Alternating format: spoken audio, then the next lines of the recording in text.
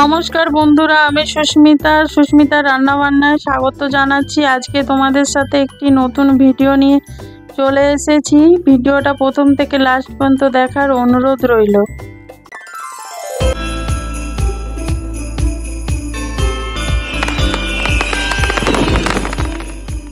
এখানে এক বাটি আমি আটা নিয়েছি, গমের আটা। এর মধ্যে আমি স্বাদ মতো নুন দিয়ে দিলাম, আর 1 চামচের মতন আমি এখানে গোলমরিচের গুঁড়ো দিয়ে দেবো। গোলমরিচের গুঁড়োটা ভালো করে মিশিয়ে নিতে হবে আটার সাথে। নুন আর গোলমরিচের গুঁড়োটা ভালো করে মেশানো হয়ে গেলে অল্প অল্প জল দিয়ে আমি আটাটা মাখিয়ে নেব। খুব শক্ত বা খুব নরম নয়, মিডিয়াম ভাবে আটাটা মাখাতে হবে। বেশি নরম হয়ে গেলেও রেসিপিটা ভালো হবে না, খুব শক্ত হয়ে গেলেও কিন্তু রেসিপিটা ভালো হবে না। অল্প অল্প জল দিয়ে কিন্তু খুব সফট ডো একটা বানিয়ে নিতে হবে। তার মধ্যে একটু শক্ত রাখবে, খুব নরম হলে কিন্তু হবে না। এখানে আটাটা মাখিয়ে নিয়েছি, দেখতেই পাচ্ছ। এবার হাতে করে একটু তেল নিয়ে আমি আটার মধ্যে মাখিয়ে রেখে দেবো। তাতে আটাটা খুব নরম থাকবে আর রেসিপিটাও বানাতে খুব সুবিধে হবে। সফট থাকবে একদম, আটাটা শুকনো হয়ে যাবে না। এইভাবে তেল মাখিয়ে আমি 5 মিনিট চাপা দিয়ে রেখে দেবো।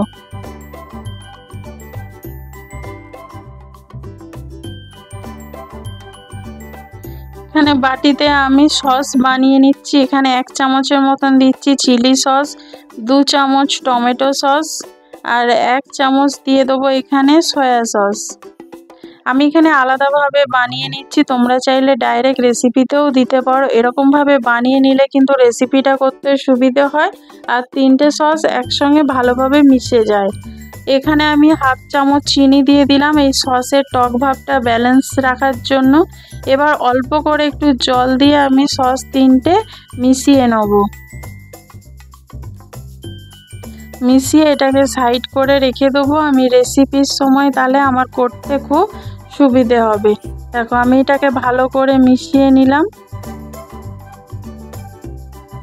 বন্ধুরা, আমার ভিডিও কেমন লাগছে প্লিজ তোমরা কমেন্ট করে অবশ্যই জানাবে।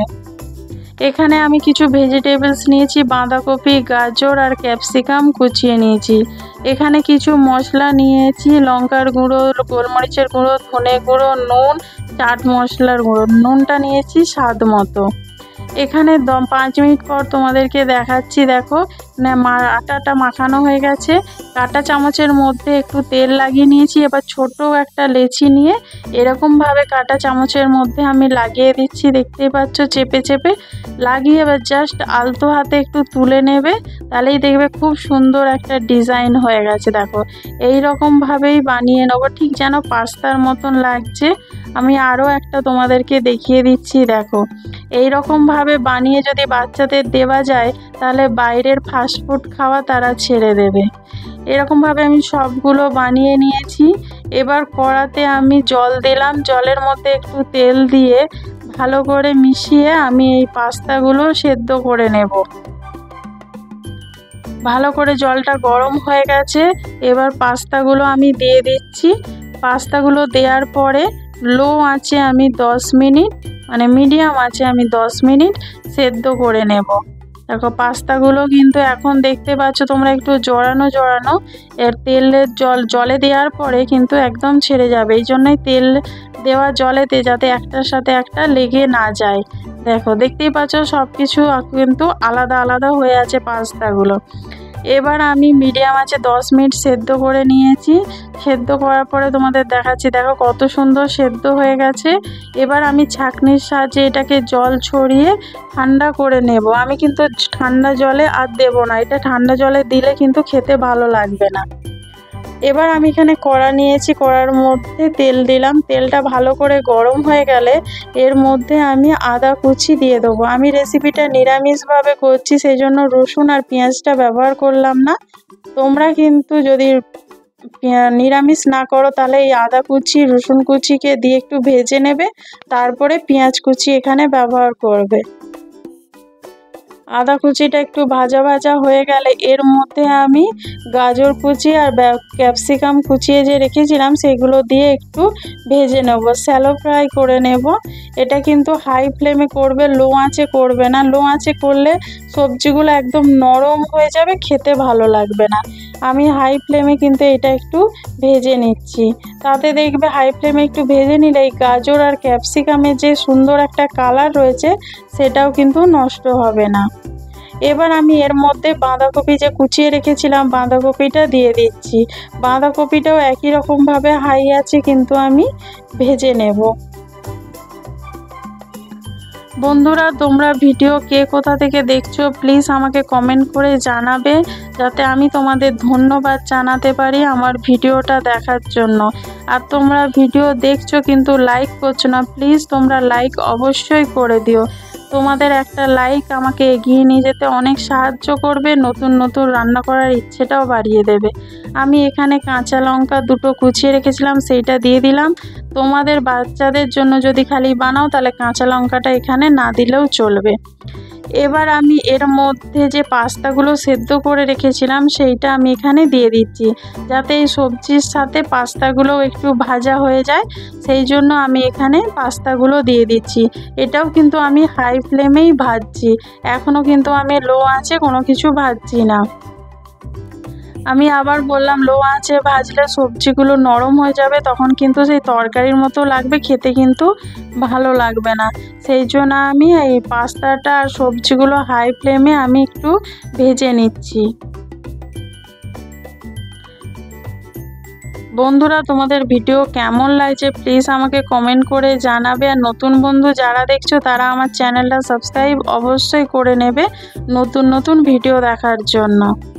এবার এর মধ্যে কিছু মশলা দিয়ে দেবো, যে গুঁড়ো মশলাগুলো আমি নিয়ে রেখেছিলাম আগে থেকে সেই মশলাগুলো এখানে আমি দিয়ে দিচ্ছি।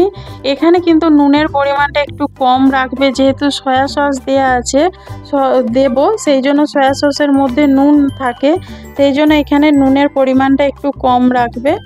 এবার পাস্তার সাথে মশলাগুলো ভালো করে ভেজে নেব। দেখো পাস্তার সাথে মশলাগুলো ভালো করে ভেজে নিচ্ছি, দেখতেই পাচ্ছ।